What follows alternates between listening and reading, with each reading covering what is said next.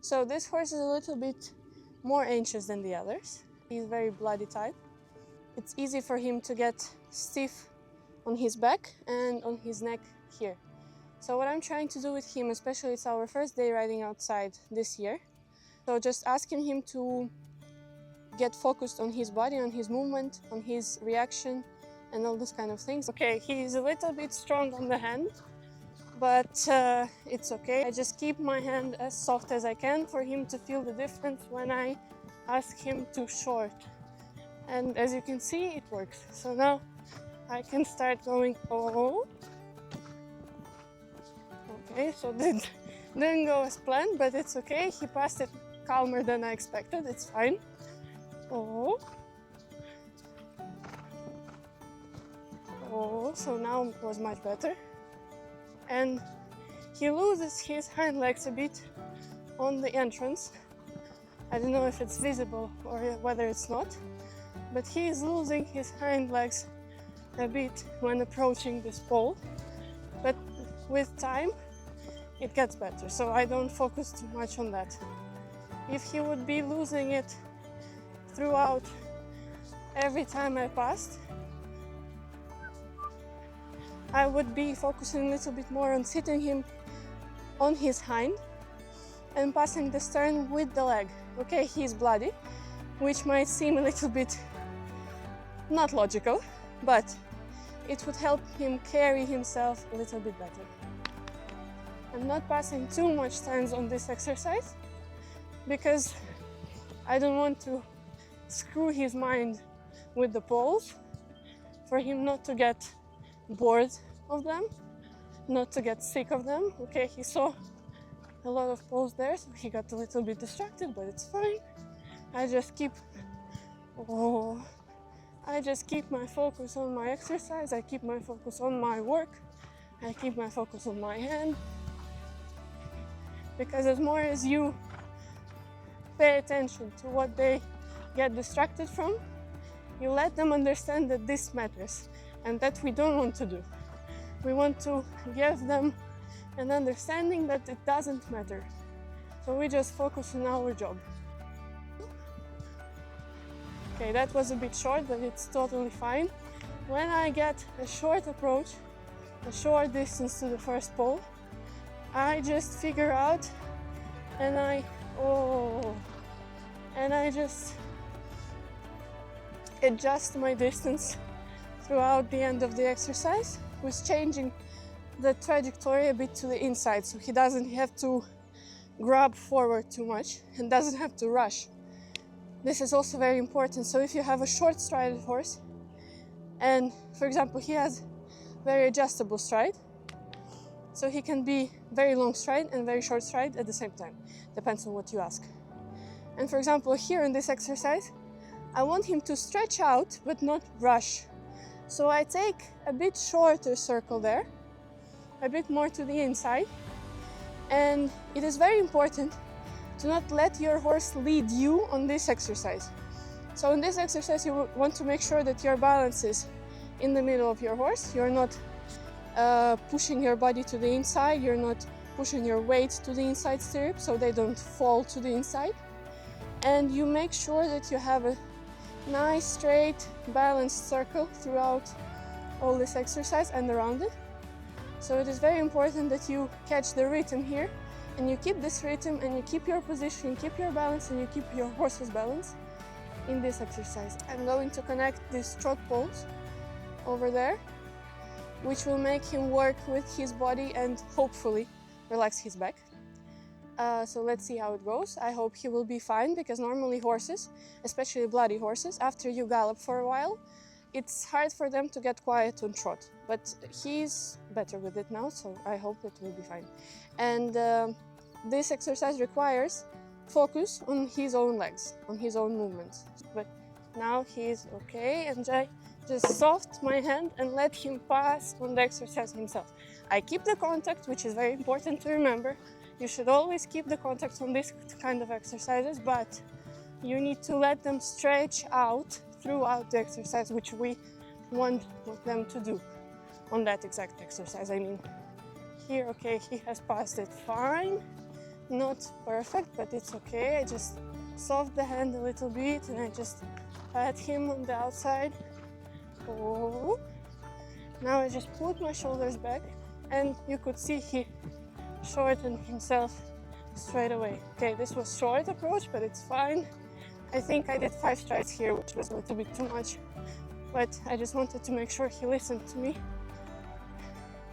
And now I go on the trot pose again. Okay, oh.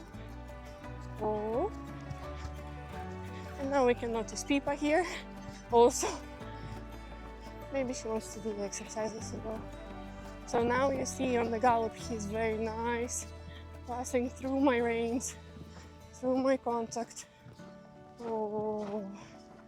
And with these horses you want to really use your voice, so they get support from you every single stride. And now I want to go this turn a little bit not so short. Okay, this was nice. And 4 strides, very nice, as you could see. Oh. So, oh. Oh. Okay. So now he did a very nice job in each of the exercises, but he was a bit rushing too much in the end of this exercise, so I want to repeat that. And I will go with the circle to the right on this 3 pose here. So before I go to trot, I make sure he's in my contact. If he is there, he's not strong, he's just there. And then I go to trot. And you could see he rushed a bit, but this is totally fine. And with these horses, you want to really work not on strong contact all the time, but like half holds, which helps them a lot. Oh, attack. Oh. Oh. So now I go to the right. I do a transition to gallop. I short my reins a bit because I need it. And then I go in soft seat. Oh. Oh. So now he was doing this great. So this is really nice. And now I do a transition to trot again. I also help myself with my knee. So when you want to make a transition, oh, attack. So this was really nice. Okay, I kept the contact a bit extra stronger than I would like to, but the most important part is that he completed this exercise really nice.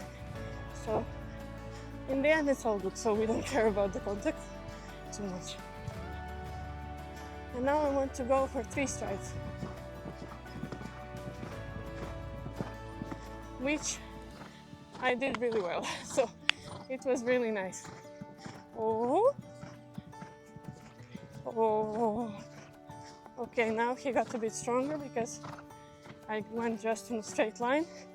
So I was talking about the knee help, and when you do a transition, or either you want to short the gallop, short your stride, you just really push him with your knee, like imagining that you push him backwards.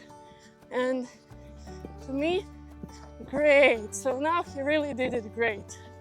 Oh, yeah, now we can finish because he did it amazing.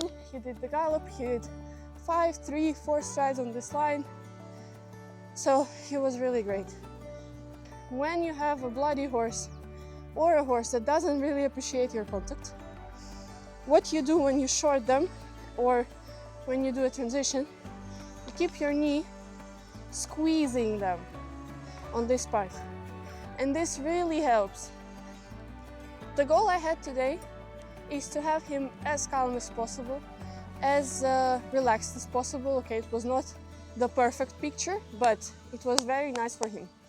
We remember that we need to work not for the perfect picture, we need to work on improvement of each horse specifically. And that's how you get to that perfect picture. So with this guy, sometimes I have to forget about collection, proper collection, let's say. I have to forget about my beautiful posture or whatever. Once a candy, you deserve one. So, I mean, I cannot leave my child without a candy. So with these horses, you really need to be very patient, first of all. Second of all, you need to really be calm and relaxed, which is sometimes hard, really hard to keep relaxed your own body, but it really helps. It doesn't help the first minute when you do that, but in 5-10 minutes, it's already there. And these horses really need to focus on you. So you want to let them distract themselves as less as possible. You also really want to make sure that you don't pay attention on what they are scared of. So as more as you tell them, yes, it's important, they will be even more scared of that. If you want to teach them that you need to go there, it's impossible, forget. So you really need to just play with them. You really need to swim with them, go with the flow, in their flow. It doesn't mean less work, it doesn't mean less proper work. It means a little bit more playful work and a little bit more unclassical work, which still leads you to the perfect result.